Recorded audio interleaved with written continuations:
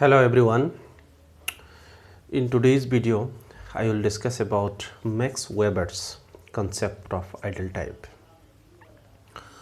In this topic, we will discuss what is the ideal type and what is the argument of the Weber about the ideal type, why ideal type is important or significant for a sociological theory or perspective, and how ideal type can be framed for the sociological research or social research. Methodology of Max Weber is the Verstehen. Verstehen is a German word, means understanding. And the word Verstehen, that is understanding, is derived from the hermeneutic. Hermeneutic is a particular branch in the philosophy. It deals with the understanding, that is interpretation of the existence, and understand through interpretation. So basically the Verstehen which Max Weber used in sociology for understanding the social life. So his understanding of social life through interpretation, he used this Verstehen to interpret the social life. And the concept, this methodology of Verstehen he used for all of his research works. So we can say that ideal type is one of the leading concept. That concept was a very significant contribution in the contemporary sociology. So he used this interpretative understanding in his concept, in the formulation of the concept of ideal type. So his concept of ideal type is based on the interpretative understanding of the society. So this ideal type now we will discuss. Ideal type, according to Max Weber, is a concept constructed by a social scientist or a sociologist based on his own theoretical interest and this research interest to understand the essential features of the society or social life. According to Max Weber, sociologist or social scientist should construct the conceptual tool, that is ideal type, for better understanding the society or social life. So to explain further, I would say this ideal type is a conceptual tool. It's a concept and which is framed by the social researcher or social scientist to understand the empirical reality of the society. And that construction of the concept is based on certain interest of the researcher or social scientist and the theoretical orientation. So this we can say it's a measuring tool, or scale to examine the reality, examine the social reality or actual reality that exists. And Weber argued that this ideal type is a heuristic device because it is used to examine, to understand the social reality that exists. According to him, this ideal type as heuristic device or a measuring tool or a conceptual tool is useful for undertaking empirical research. And this empirical research may be specific, that is to understand a specific aspects of the society or overall structure of the society. We can say that the function of the ideal type is to compare the concept or conceptual tool with the reality, with the empirical reality. That is, this conceptual tool, this ideal type is framed, constructed to compare the concepts with the reality, with the empirical existence. So this is the very important function of the ideal type. And to understand the empirical reality, what exists, the conceptual tools must be used, because this conceptual tool or this ideal type may provide a clear-cut, unambiguous picture of the reality. So social scientist or sociologist may get a clear picture of the social reality, social phenomena, or about particular aspects of the social structure or the social structure as a whole if they use the conceptual tool called the ideal type. Now here another important point which should be focused: how ideal type is constructed, or how from where it is derived.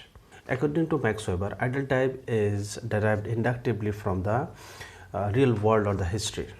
That it is not a concept. It's not a concept that constructed from out of the box or from out of the world. There is from nowhere. No, it's not. No, it's not like this.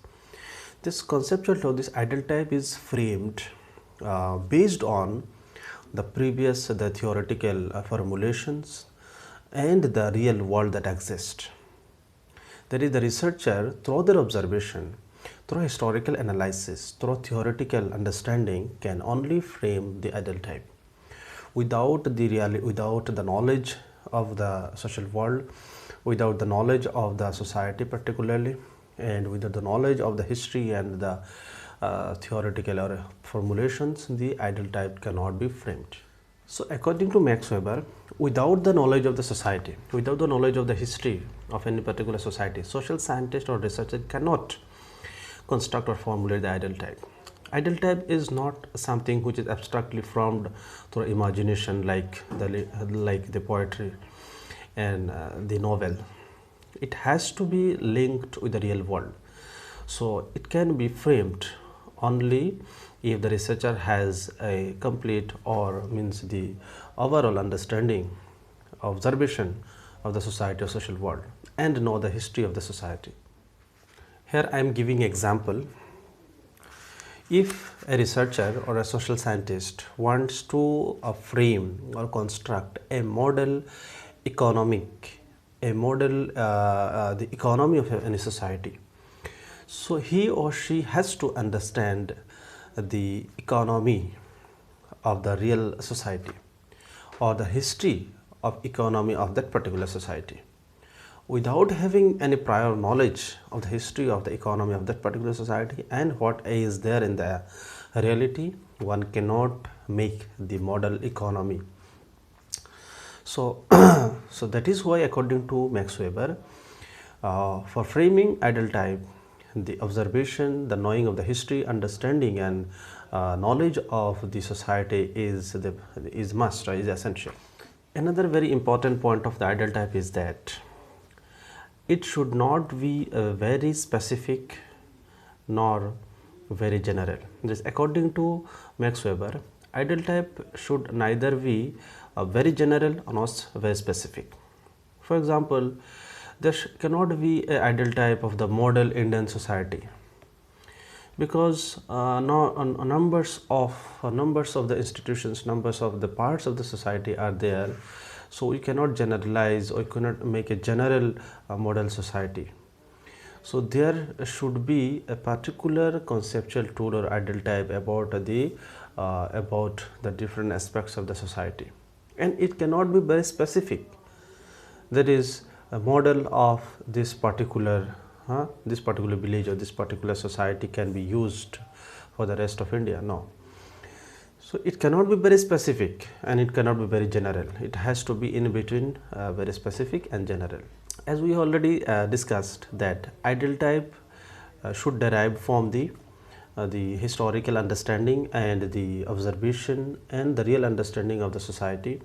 But again, Max Weber is saying this does not mean that this ideal type will be a mirror image of the society. That ideal type should not be just another image of the society. We cannot just put a society into the ideal type. Well, it has to be different. Ideal type, according to Max Weber, should be exaggerated. That is, there should be exaggeration in making or framing a particular model or conceptual tool. So just clear picture or the real picture of any particular society cannot be called as or cannot be considered as the ideal type. We should means the frame ideal type from the real world, from the real society, but it should not be as it is. Max Weber again argues that the ideal type should make sense of the world around them. That is, this ideal type or this conceptual tool must make a sense of the world around us, so that we can understand the world through this conceptual tool. Again, it is said that this ideal type is not necessarily correct or positive. It may be found negative or incorrect, but it is a conceptual tool to compare the concept with the reality, concept with the actual existence of the society.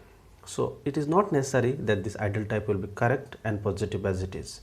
It may be partially correct and partially incorrect. The last point of Weber's ideal type I will discuss here is the use of ideal type for understanding both static and dynamic aspects of the society. As we know, society constantly changes, and Weber also considered that society is dynamic, not static. So, ideal type should not be framed to just understand the static aspect or static entity of the society. No, ideal type also should be modified and should be dynamic to capture the dynamism of the society. He gave the example of bureaucracy. So, Weber's bureaucracy is the ideal type bureaucracy. He used this ideal type bureaucracy to understand the real bureaucracy that I will discuss in another video. So, here he mentioned that bureaucracy and bureaucratization. Bureaucracy is a static entity, that is a structure of administration of any particular society, and bureaucratization is the process of making society a bureaucratic, a process of making the institution or organization a bureaucratic one. So, both this process, both this bureaucracy and bureaucratization can be understood by the ideal type. So, this is how Max Weber discussed his ideal type, and we will continue this discussion in the next video. So, please be connected with the channel Sociology for Life, and please like the video, put your comment, subscribe, recommend others to subscribe and share. Thank you very much.